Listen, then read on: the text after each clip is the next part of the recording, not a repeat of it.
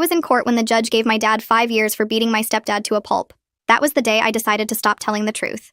My mom cried the whole drive home, while my stepdad stroked her face. "I'm going to stay with my friend Tilly for a few days," she said through tears.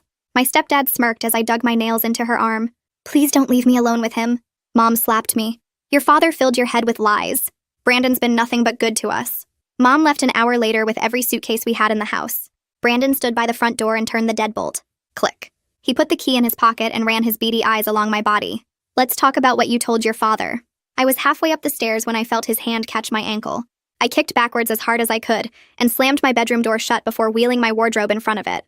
I tried to open the window and noticed there were screws drilled into the frame. He'd been planning this.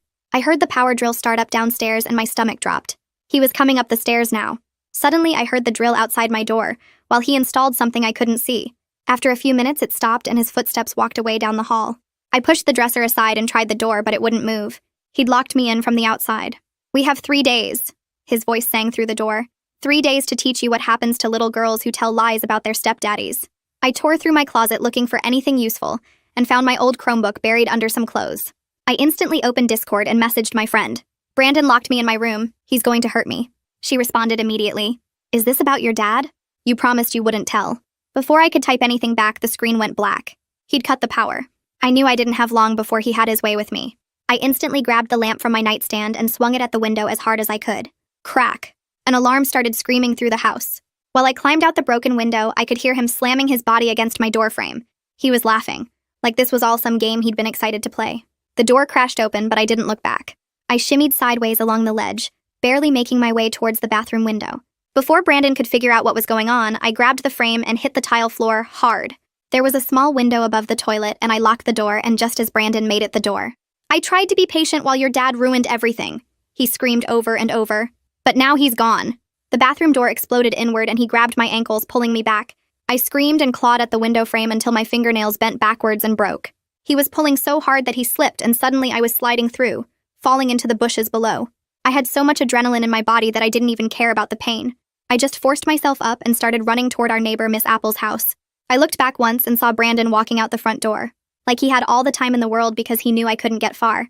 His hand was in his jacket pocket, wrapped around something I couldn't see. Miss Apple's porch light turned on and the door opened. "Help!" I tried to scream, but it came out as barely a gasp. "Honey, come back inside." Brandon's voice was sickly sweet. Miss Apple stepped onto her porch looking worried. "Oh my goodness, what happened to you, dear?" I collapsed onto her lawn, unable to stand anymore. "He locked me in my room. He's going to hurt me. Please call 911. Brandon knelt down beside me with perfect concern arranged on his face. "Miss Apple, I'm so sorry about this. She's been having episodes since her father went to prison." He pulled out his phone and showed her dozens of fake text messages from my mom. Her mother warned me she might try something like this. She's been self-injuring, making up stories about people. We thought giving her some space would help. "She's been hurting herself and blaming others," Brandon said with this sad, understanding voice. "It's a cry for help. We've been trying to get her the support she needs." Miss Apple was already helping him lift me up off her lawn, and I tried to pull away, but she was holding my arm now, believing every word he said. "Sweetheart, you're bleeding all over the place. Let's get you inside and call your mother right away." "Thank you so much," Brandon said as he picked me up like I weighed nothing. "I'll take her home and get her cleaned up." Next thing I knew, we were back inside the house. Brandon set me down on the couch and got the first aid kit from under the sink, started cleaning the cuts on my hands with alcohol that burned like fire. "You're going to keep quiet from now on. No one's here to protect you." He reached under the couch and his hand came back up holding rope. 3 days is a long time to be locked in here with me. He grabbed both my wrists and started wrapping the rope around them, but I bit down on his hand as hard as I could, tasting copper and blood. His hand jerks back from my teeth and I taste his blood in my mouth as he stumbles backward, cursing. I scramble away from him on the couch, my heart hammering so hard I can barely breathe, and I see him looking at his bleeding hand with this expression that's half shock and half something darker. For a second, he just stares at the bite marks, at the blood running between his fingers, and I think maybe he didn't expect me to fight back at all. His face is red and twisted, and I'm waiting for him to grab me again, to hit me, to do something violent. But then something changes in his eyes, and it scares me more than his anger did. Brandon's face shifts from rage to this cold calculation that makes my stomach drop, and he takes a slow breath like he's forcing himself to stay calm. He wraps his hand in his shirt, and the white fabric turns red almost instantly, but he doesn't even wince. When he speaks, his voice is creepy soft, like he's talking to a small child who doesn't understand. He says we need to talk about boundaries and consequences, like I'm the one who did something wrong by biting him when he was trying to tie me up. The way he says it makes my skin crawl because it sounds so reasonable, so practiced, like he's been planning what to say in this exact situation. I force myself to nod, and my voice comes out small and shaky when I tell him I'll listen. I'll do whatever he wants. Just please don't hurt me. I'm watching his body language for any sign he's about to grab me again, studying the way his shoulders are tight and his jaw keeps clenching even though his voice stays soft.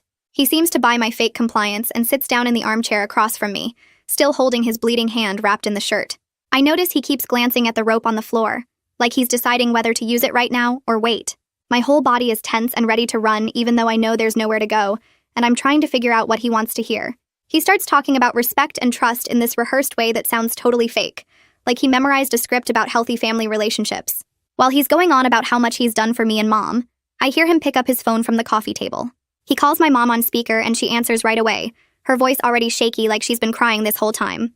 Brandon tells her I'm having another episode, that I attacked him and hurt myself trying to break windows, and I can hear her crying harder and saying she knew this would happen. His voice is so calm and sad as he describes my behavior, and I'm sitting there with my mouth open because every word is a lie. I try to yell that he's lying, that he locked me in and tried to tie me up, but he talks right over me in a louder voice. He tells Mom I'm hysterical and he thinks I need professional help, maybe inpatient treatment where I can be monitored. Mom's voice breaks as she says she'll stay with Tilly a few more days to give me space to calm down, and that's when I realize they planned this whole thing together before she even left. She knew he was going to do this and she left me here anyway. After he hangs up, I'm shaking so hard my teeth are chattering, but I force myself to think. I tell him my hand really hurts and I need to use the bathroom, making my voice small and defeated like I've given up completely. He studies me for a long moment and I can see him trying to decide if I'm faking, if this is some kind of trick. Finally, he nods, but he follows me to the bathroom and stands right outside the door, and I know he's not going to give me any real privacy. I close the door most of the way, but it doesn't latch and I can see his shadow in the crack. While I'm in the bathroom, I spot a tiny shard of glass on the floor near the shower, probably from when I broke the window earlier and climbed through. I palm it carefully, feeling the sharp edges cut into my skin a little, and I tuck it into my sock as quietly as possible. The glass presses against my ankle and it hurts, but it's the first thing that's felt like hope since he dragged me back inside. When I come out, Brandon is waiting in the hallway and he walks me toward my bedroom. He shows me the new lock he installed on my bedroom door from the outside, this heavy-duty deadbolt with a key he keeps in his pocket. He says very casually that I'll be staying in my room for the next 3 days until I learn my lesson about lying and causing trouble. The way he says 3 days makes my stomach drop because he's been planning this down to the exact timeline, thinking through every detail. He opens the door and gestures for me to go inside, and I have no choice but to walk into my own room like it's a prison cell. The second I'm through the doorway, I hear the deadbolt slide into place with this solid metal sound. I'm alone now, and I wait until I hear him go downstairs, his footsteps getting quieter. Then I pull out the glass shard from my sock and use it to scratch a message under my dresser, where it won't be seen unless someone moves the furniture. My hand is shaking so bad the letters come out messy, but I write the date, the time, and locked from outside by Brandon, in tiny letters. It feels like leaving a trail for whoever might find me later, like I'm creating proof that this really happened. Hours pass and I sit on my bed trying not to panic, trying to think of what to do next. Eventually, I hear the deadbolt slide open and Brandon brings me a sandwich and water, setting the tray down just inside the door while watching me carefully. He asks questions about my dad and what exactly I told him, and I mirror his calm tone and tell him what he wants to hear. I say I made it all up because I was angry about the divorce, that Dad didn't do anything wrong and neither did Brandon. The lies taste bitter, but I force them out because I need him to think I'm broken, that his plan is working. He leaves me alone again, and I wait until his footsteps fade down the hallway before I dig through my desk drawer looking for anything useful.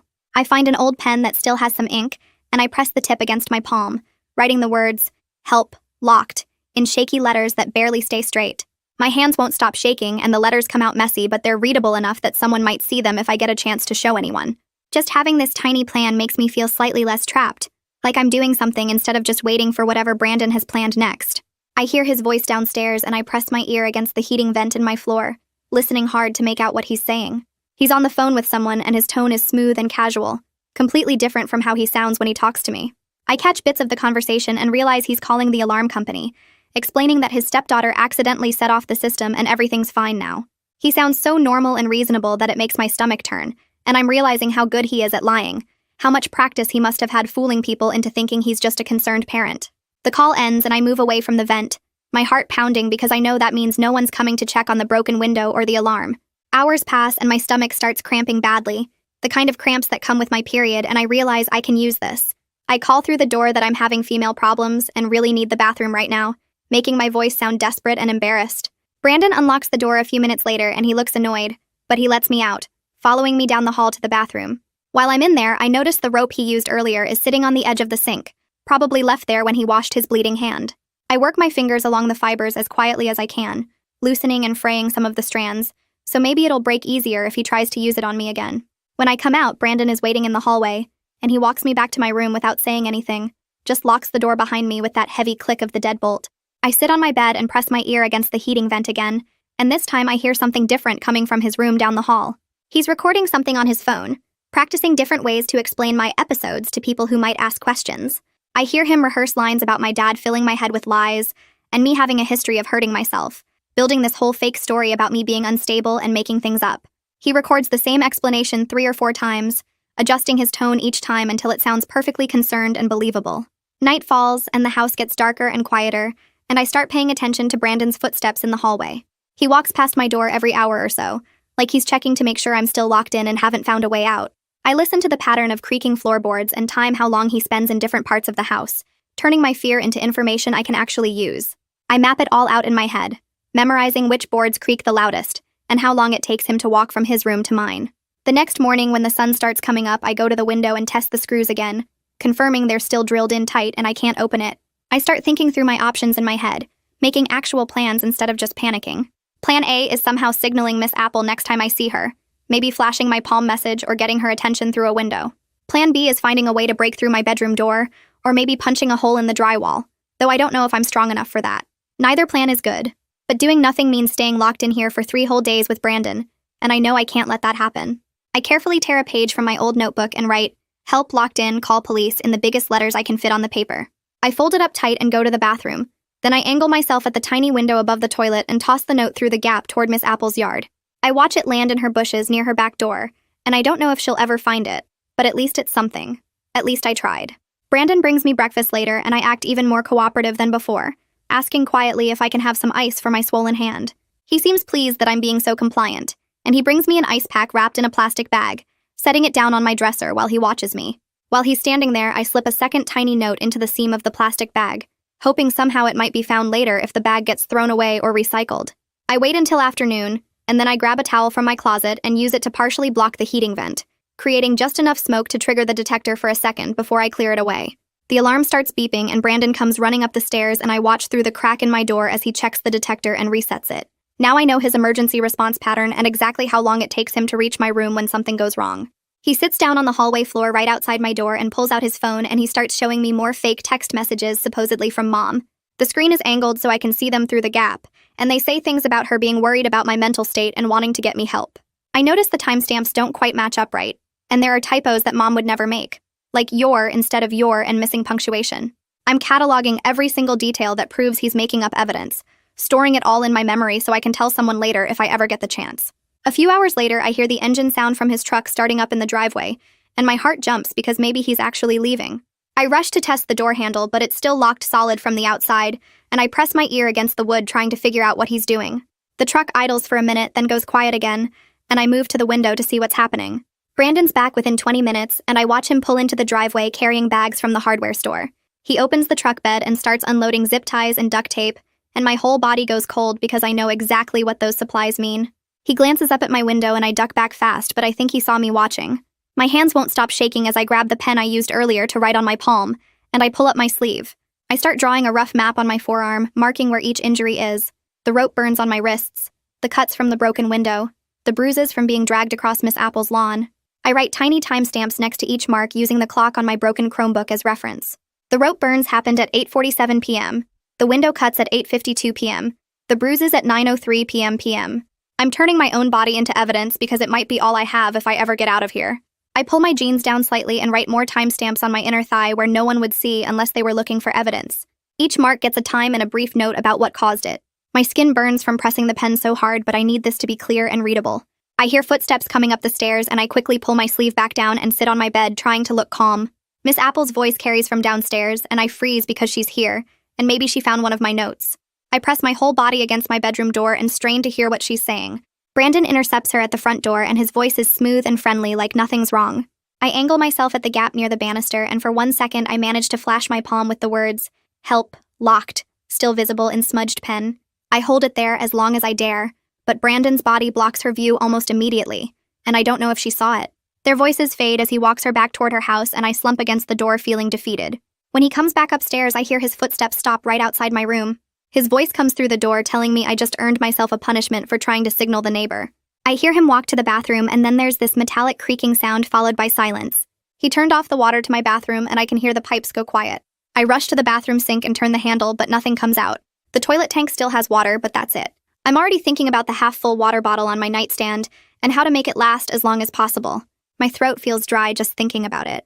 That night, while Brandon's watching TV downstairs, I get down on the floor and look under my bed frame. There are wooden slats holding up the mattress, and I test one with my hands to see if it might break. I work as quietly as possible, applying pressure to the weakest-looking slat, and moving so slowly it takes 2 full hours to get it to snap without making noise. Every few minutes, I stop and listen to make sure Brandon's still downstairs. Finally, the wood cracks, and I catch both pieces before they can clatter. I hide the longer piece under my mattress near the headboard where Brandon wouldn't see it even if he searched the room. Now I have something that could work as a pry bar, and the small victory helps push back the panic that's been building in my chest. I test the weight of the wood in my hand, and it feels solid enough to use as a tool, or maybe even a weapon if I get desperate enough. I watch through the crack under my door as the hallway light creates shadows of Brandon's feet moving back and forth. He sits down on the couch, and I can see the shadow pattern of his legs stretched out. I time his breathing by the slight movement of his shadow, and after about 40 minutes, I recognize the deeper rhythm that means he's dozing off. It's 3 a.m. according to the clock on my dead Chromebook, and I'm wide awake cataloging his patterns like I'm studying a dangerous animal.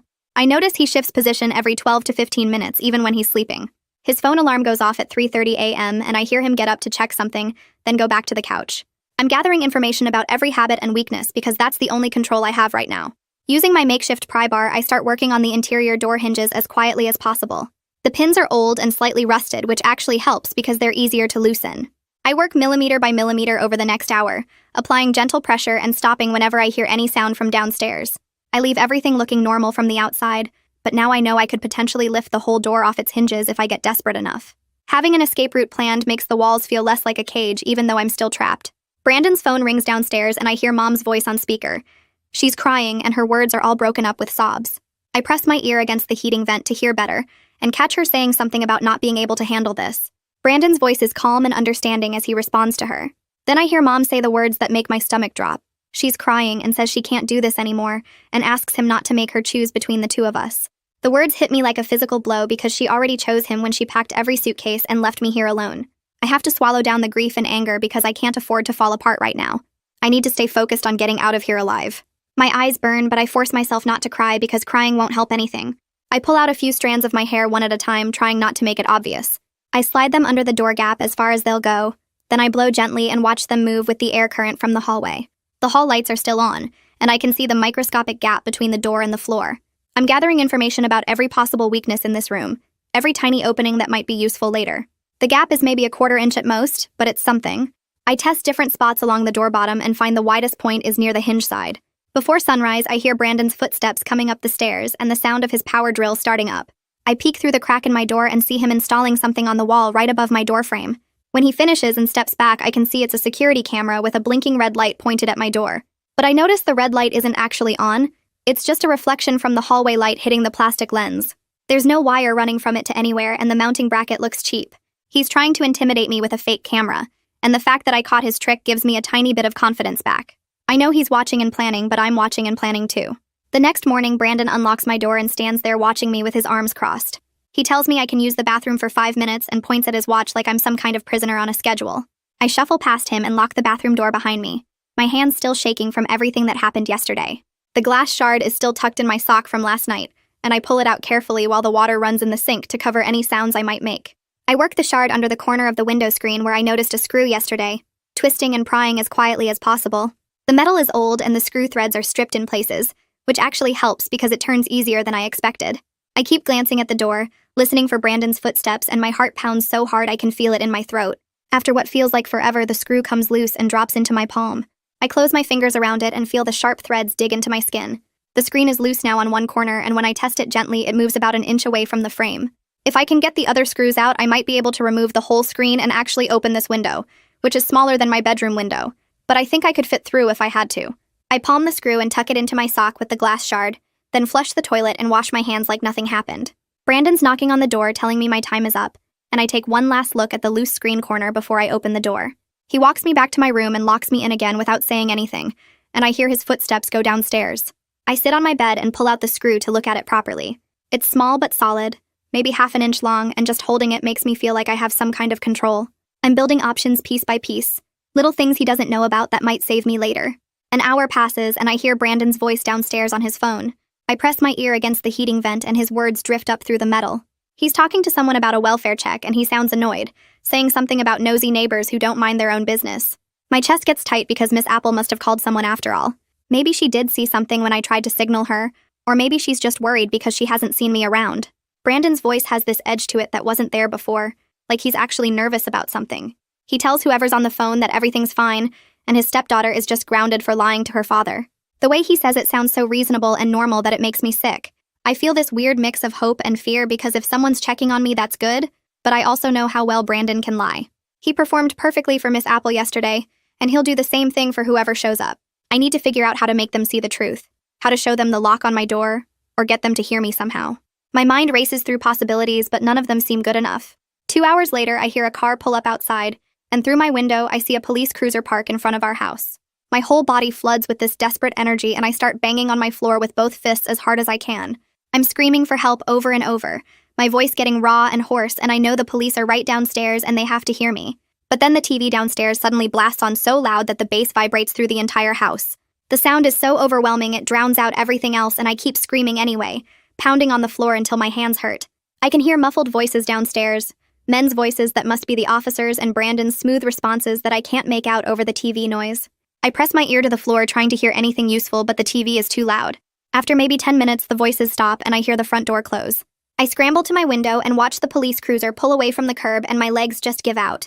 I collapse against my door and slide down to sit on the floor. They were 10 feet away from me, maybe less, and they couldn't hear me screaming. Brandon's footsteps come up the stairs and stop outside my door. He doesn't say anything, but I can feel him standing there, and then he walks away. The TV volume goes back to normal and the house gets quiet again. Requested Reds is on Spotify now. Check out link in the description or comments. I force myself to stand up even though my whole body feels heavy and wrong. I need to do something. Anything. Because waiting for rescue clearly isn't working. I find a piece of paper in my desk drawer and a pen that's almost out of ink, and I start writing everything down in the smallest letters I can manage, so I can fit more words on the page. I write the brand name of the lock Brandon installed. It's called a Master Lock Barrel Bolt, and I describe exactly where it's mounted on the outside of my door frame. I write out the timeline starting from when Mom left, when Brandon locked me in, when I broke the window and he dragged me back. I describe the fake text messages he showed Miss Apple and how he rehearsed his stories on voice memos. My hand cramps up from writing so small, but I keep going, filling both sides of the paper with every detail I can remember. When I'm done, I fold it tight into a small square and wait for my next bathroom break. Brandon lets me out an hour later and I palm the note while I walk to the bathroom. I lock the door and climb onto the toilet to reach the small window above it. The window doesn't open, but there's a gap at the bottom where the seal is broken, maybe half an inch of space. I fold the note even smaller and push it through the gap, watching it flutter down toward Miss Apple's yard. It lands closer to her back door this time, right near her recycling bins, and I'm just praying she finds it, or at least one of these notes I've been leaving. Brandon bangs on the door and tells me to hurry up, and I flush and wash my hands with my heart racing. When I come out, Brandon grabs my arm and pulls me toward the bathroom instead of back to my room. He tells me I need to take a bath and wash off all the dried blood from my hands and arms. I don't want to, but I'm scared of what he'll do if I refuse, so I nod and he starts running the water. He stays in the bathroom the whole time, leaning against the counter and watching me, and I've never felt more trapped in my life. I keep my eyes down and try not to cry while I wash the blood off my hands. The cuts from the window are crusty, and some of them start bleeding again when the water hits them. While I'm washing, I very carefully pull out a few strands of my hair one at a time, trying not to make it obvious what I'm doing. I let them fall into the water, and then I lean down like I'm washing my legs, and I push the hairs under the baseboard where it meets the tile floor. There's a small gap there, and the hairs slide underneath and disappear. If someone ever investigates this house, they'll find my DNA in weird places that prove I was trying to leave evidence.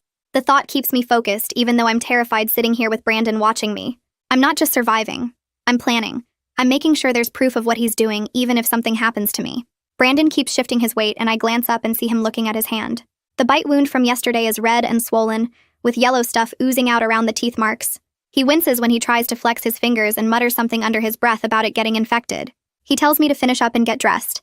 Then he walks out, and I hear him on the phone in the hallway. He's talking to someone at a pharmacy, asking if they have antiseptic cream and proper bandages in stock. My heart starts beating faster because if he goes to the pharmacy, that means he'll leave the house. He comes back and tells me through the door that he's going out for 20 minutes and he's setting extra locks. He says he'll know if I try anything because he's got ways of checking, and his voice has this threatening edge that makes my stomach drop. I hear multiple locks clicking into place on my bedroom door, more than just the one deadbolt, and then his footsteps go downstairs. A minute later, his truck starts and I hear it pull out of the driveway. The second the truck sound fades, I jump into action. I pull the wooden bed slat out from under my mattress where I hit it and run to my door. The hinge pins are already loosened from my work last night, so I wedge the slat into the gap at the top of the door and start prying upward. The door is so much heavier than I expected, and my arms shake from the effort. I have to use my whole body weight, pushing up on the slat like a lever, and I feel the door shift slightly. Sweat drips down my face and my muscles burn, but I keep pushing. The top of the door lifts maybe an inch, and I can see a gap opening up. I push harder, and the gap gets wider, 2 inches now, and I think I can fit through if I can just get it a little higher. My hands slip on the slat, and I almost lose my grip, but I adjust and push again.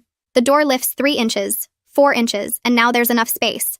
I drop the slat and grab the top of the door frame, then I pull myself up and start squeezing through the gap. My shoulders barely fit, and I scrape skin off on the rough wood, but I don't care. I wiggle and push and pull, and suddenly I'm through, falling onto the hallway floor on the other side. I leave skin and probably blood on the door frame, but I'm out, and that's all that matters right now. I crawl to the bathroom as fast as I can and push the dresser under the window. My hands are shaking so bad I can barely grip anything, but I climb onto the dresser and reach for the window latch. It's stuck from years of paint, but I dig my fingernails under it and pull. It won't move. I look around desperately and spot a wire hanger in the corner, and I grab it and bend it straight. I use the wire to scrape away the paint around the latch and try again. This time it moves a little, and I keep working it back and forth until it finally slides open. The window is tiny, maybe 18 inches square, and I don't know if I'll fit, but I have to try. I push the window open and look down at the roof overhang about 6 feet below. I grab the window frame and start pulling myself through.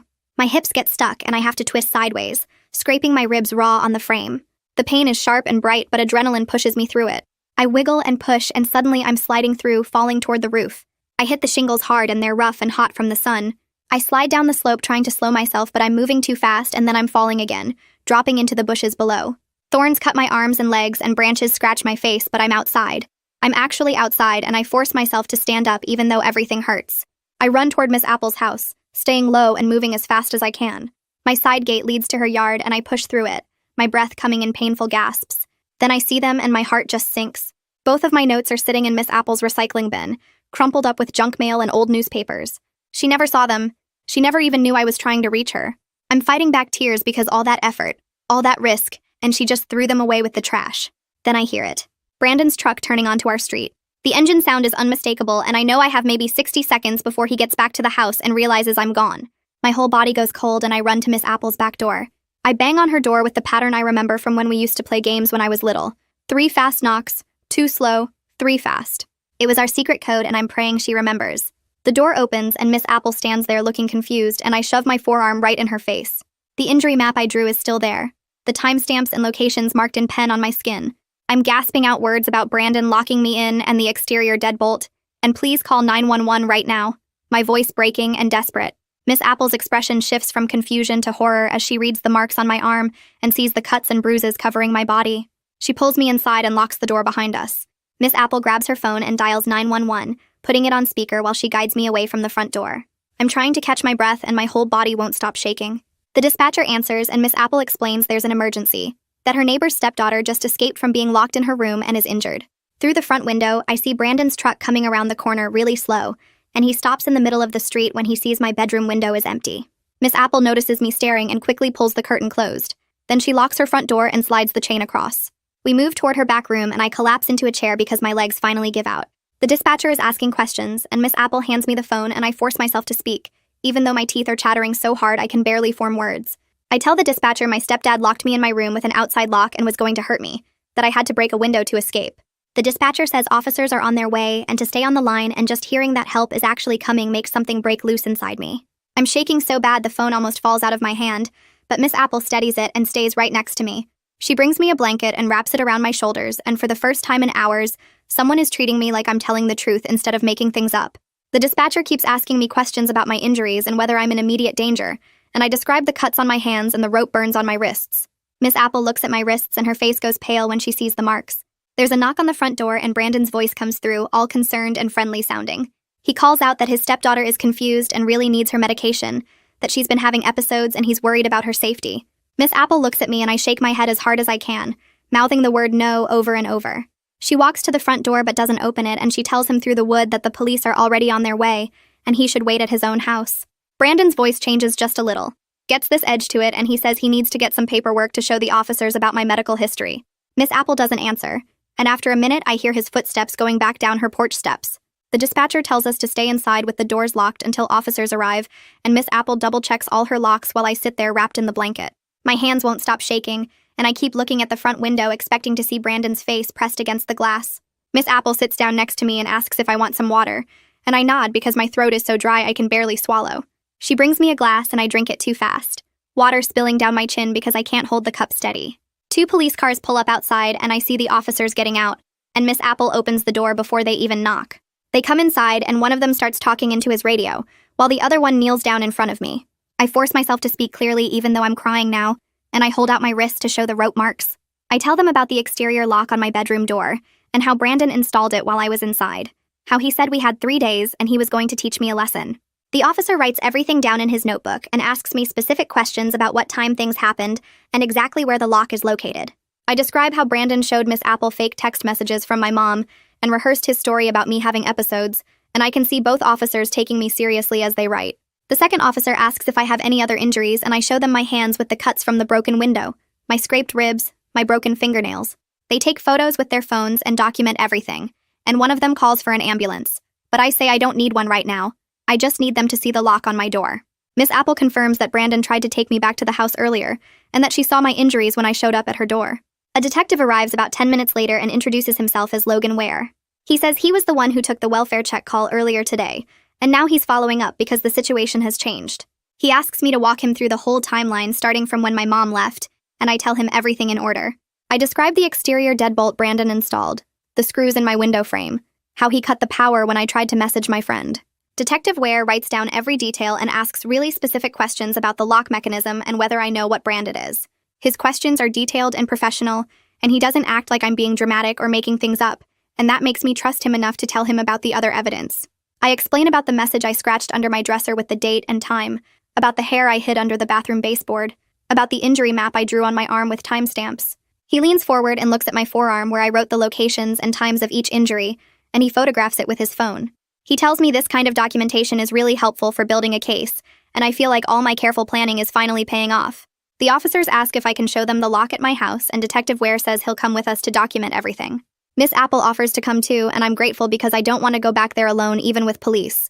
We walk next door, and Brandon's truck is gone from the driveway, and I feel this weird mix of relief and fear about where he went. The officers go in first and check to make sure the house is empty, then they call us inside. I lead them upstairs to my bedroom and point at the heavy-duty deadbolt installed on the outside of my door. One officer photographs it from multiple angles while the other one examines how it's mounted to the doorframe. Detective Ware asks me questions about when Brandon installed it and whether I heard him drilling, and I describe hearing the power drill and how long it took.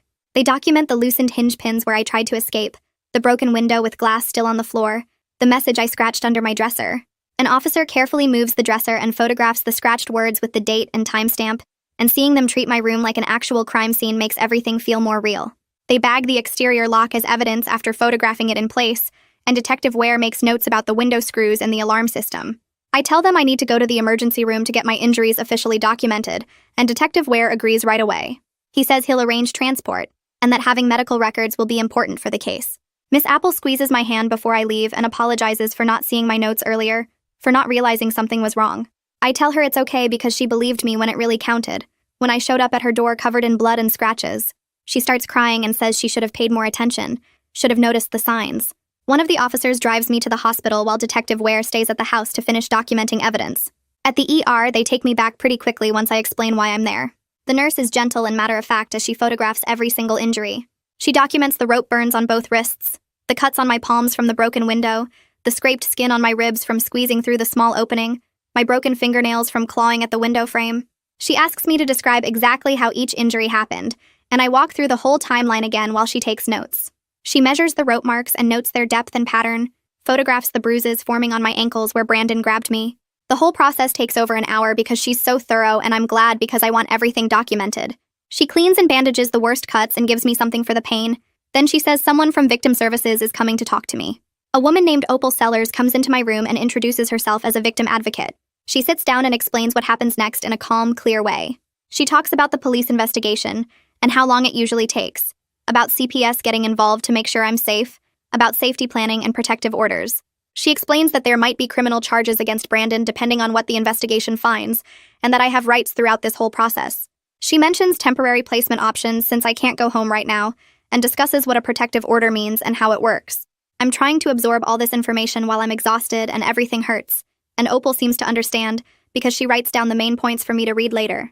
She gives me her card and says I can call her anytime with questions, and she'll help me navigate all the systems and paperwork. She talks about my rights during interviews and court proceedings if it comes to that, and about counseling services that are available. Having someone explain everything in plain language helps me feel slightly less lost. Detective Ware comes back to do a more thorough interview, and I tell him absolutely everything. I describe the exact brand of the lock because I saw the package in the trash, explain how Brandon called to cancel the alarm service appointment, tell him about the voice memos I heard Brandon recording where he practiced different stories. I mention the fake text messages he showed Miss Apple and how the timestamps didn't match up right. Detective Ware writes it all down in his notebook and types notes into his phone, and he tells me that specific details like lock brands and phone records really help build a strong case. I explain about the injury map I drew on my body with timestamps, about throwing notes out the bathroom window trying to reach Miss Apple. He asks if I remember approximately what time each major event happened, and I do my best to give him accurate times. He seems impressed that I documented so much and tells me that kind of evidence makes a huge difference in these situations. I feel like everything I did to leave a trail and gather proof is finally being taken seriously, instead of dismissed. I pull out my phone and try calling Mom, but it goes straight to voicemail. I take a breath and leave a message in the calmest voice I can manage, asking her to please call me back and saying that I've contacted CPS myself. I don't accuse her of anything or let my voice break. I just state the facts about what happened and that I need her to call. When I hang up, Opal nods and says that was exactly the right approach, that staying calm and factual is better than getting emotional or accusatory. She says Mom is more likely to engage if I don't put her on the defensive right away, even though I have every right to be angry. Detective Ware adds that my mom will need to be interviewed as part of the investigation, and that how I communicate with her now could affect how cooperative she is later. I save the voicemail I left in 3 different places, including the cloud, because I want a record of exactly what I said and when I said it. They place me in a temporary hotel room through a victim services program, while CPS gets involved. The room has 2 beds and a mini fridge and curtains that don't quite close all the way. Opal drops off a bag with basic supplies like toothpaste and clean clothes, and tells me to call her if I need anything at all. That night, my phone rings 3 times from a blocked number. Each time I stare at the screen and my thumb hovers over the answer button, but I don't press it. Opal told me not to answer any calls I don't recognize, so I let them all go to voicemail. Brandon doesn't leave messages. Just having that boundary, that choice to not answer, feels like a tiny bit of control I didn't have before. I save screenshots of the blocked calls with timestamps in case they matter later. The next morning, a CPS caseworker named Phyllis Chambers calls at 8:30. Her voice is flat and businesslike as she asks about my living situation and family history. She wants to know where I've been staying, who I've been living with, if there's other family who could take me. I answer each question as clearly as I can, even though my throat feels tight. She's professional, but not warm. Not mean either. Just doing her job. She schedules an in-person meeting for the next day at 2 p.m. She explains this is standard procedure for cases involving parental neglect. The word neglect hits different from abuse or danger. It feels like she's saying Mom failed to protect me, which is true, but hearing it stated so plainly makes my chest hurt. An hour later, Detective Ware calls with an update. Brandon provided police with text message screenshots supposedly from me admitting I made everything up. My stomach drops when he tells me this. Detective Ware asks if I'll consent to having my phone examined by their tech team to verify metadata and message authenticity. I agree immediately because I know those texts are fake. I never sent anything like that. He says they'll need my phone for a few days and asks if I have another way to stay in contact. I tell him I can use the hotel phone and give him that number. He says this is good, that I'm doing the right thing by cooperating fully. Opal comes by the hotel room that afternoon with her laptop and a legal pad. She helps me write a clear, dated affidavit describing everything that happened. I start from the beginning, from Mom leaving with all the suitcases, and work through every detail I can remember. I include the evidence I hid, the message I scratched under my dresser, the hair I tucked under the bathroom baseboard, the injury timestamps I drew on my body. Opal types while I talk and asks questions to help me be more specific about times and locations. She says physical evidence is crucial in these cases. The fact that I thought to document things in real time makes my account more credible. She prints out the affidavit and I read it 3 times before signing it. Seeing everything written out in plain language makes it feel more real and also more manageable, like I'm building a case piece by piece instead of just surviving chaos. 2 days later, CPS does a home visit with police escort. I have to go back inside that house. My chest gets tight with panic the second we pull up to the driveway. Phyllis and 2 officers walk me to the front door. The key is under the mat where it always is. Inside, everything looks normal, like nothing bad ever happened here. The living room couch where Brandon tied me up. The stairs where he caught my ankle. My bedroom door with the exterior lock still installed. Phyllis photographs the lock mechanism from multiple angles. We go to my room and I show them where I scratched the message under my dresser. One officer moves the furniture while another takes pictures of the words I carved into the wood. They photograph the loosened door hinge pins that show my escape attempt. In the bathroom, I point to the baseboard where I hid the hair. An officer uses tweezers to recover it and seals it in an evidence bag. They document everything methodically, and I stand there watching them turn my survival tactics into official evidence. Being back in this house makes my skin crawl, but seeing them take it seriously helps. Mom finally calls me back that evening. Her voice is defensive and shaky. She keeps saying Brandon told her I was having episodes like after Dad went to prison. She says he showed her messages where I threatened to hurt myself. She says she thought giving me space would help me calm down. I don't argue or plead. I just calmly tell her CPS wants to meet with both of us present and ask if she'll agree to that. There's a long silence on the other end. I can hear her breathing. Finally, she says yes in this small voice. I tell her Phyllis will call her with the details, and then I hang up before she can say anything else that might make me cry. Detective Ware calls again the next day with another update. His preliminary review shows the timestamps on Brandon's supposed texts from me don't match my phone's carrier records. The messages were created on a computer and sent to his phone to manufacture evidence. He walks me through how they can tell, something about metadata and IP addresses. Hearing this confirmation that Brandon fabricated everything makes me feel vindicated and sick at the same time. Vindicated because it proves I was telling the truth. Sick because it shows how calculated he was, how much planning went into framing me.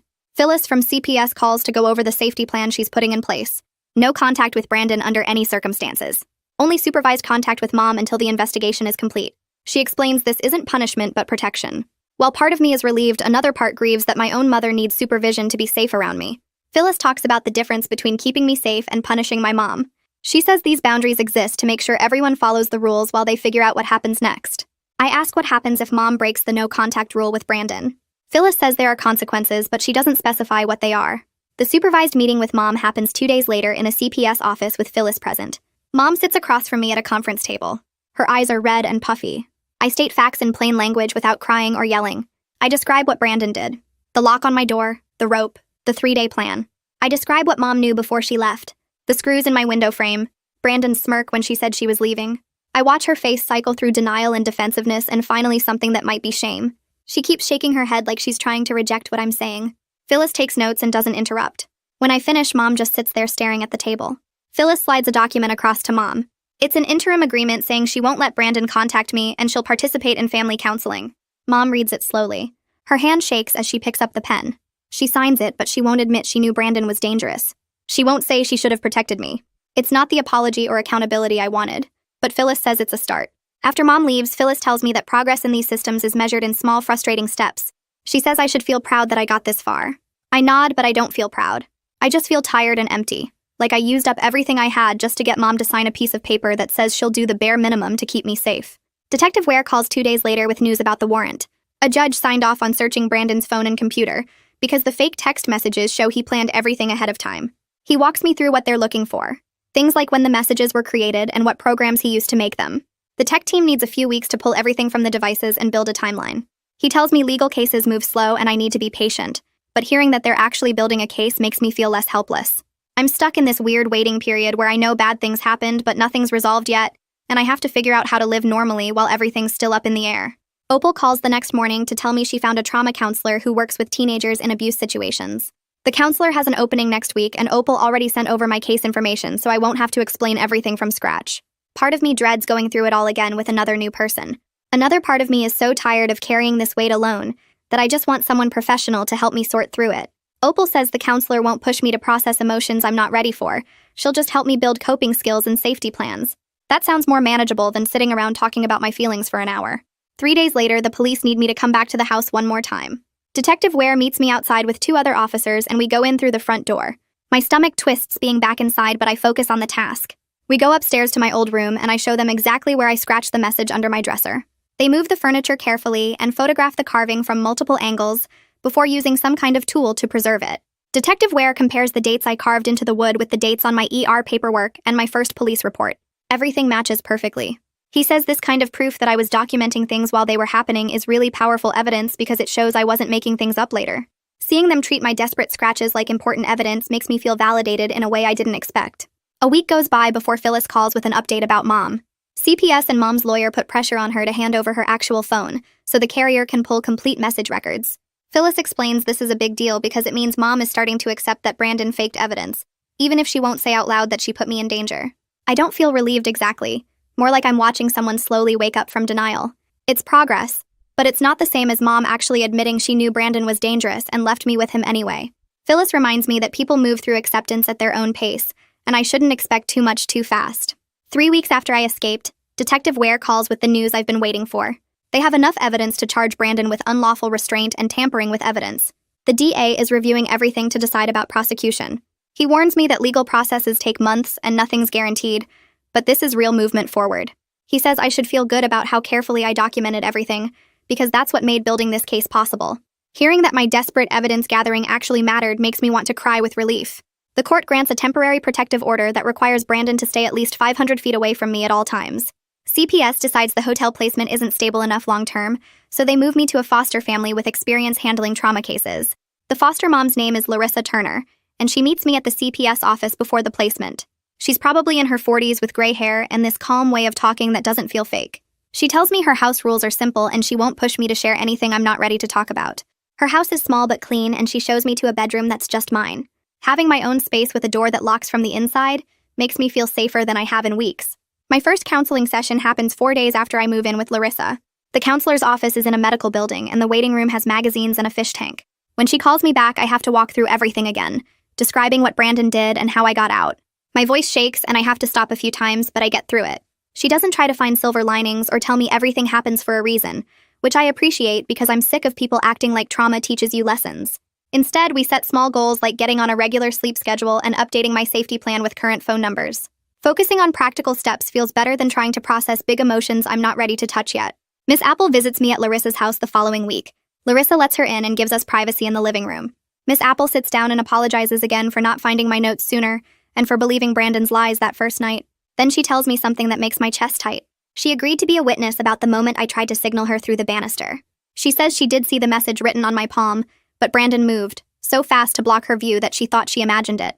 Knowing she actually saw it validates that I did everything possible to get help. She squeezes my hand and says she'll never forgive herself for not acting sooner, but she's going to make sure everyone knows the truth now. After she leaves, I sit on Larissa's couch feeling this mix of gratitude and grief. That night, I open my phone and record a voice memo with today's date. I list everything that's happened so far, what's supposed to happen next with the DA and CPS, and who to call if Brandon tries to contact me or shows up anywhere. I include Detective Ware's direct number, Phyllis's office line, Opal's cell, and the protective order details. I save the memo in 3 different places, including the cloud backup. Having this factual record on my phone makes me feel prepared instead of just scared. It's like I'm building my own safety net, one piece of documented information at a time. If something happens, I won't have to remember everything in a panic, I'll just have to play the recording. That's all I've got.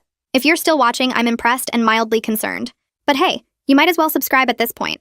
It can't get much worse, right?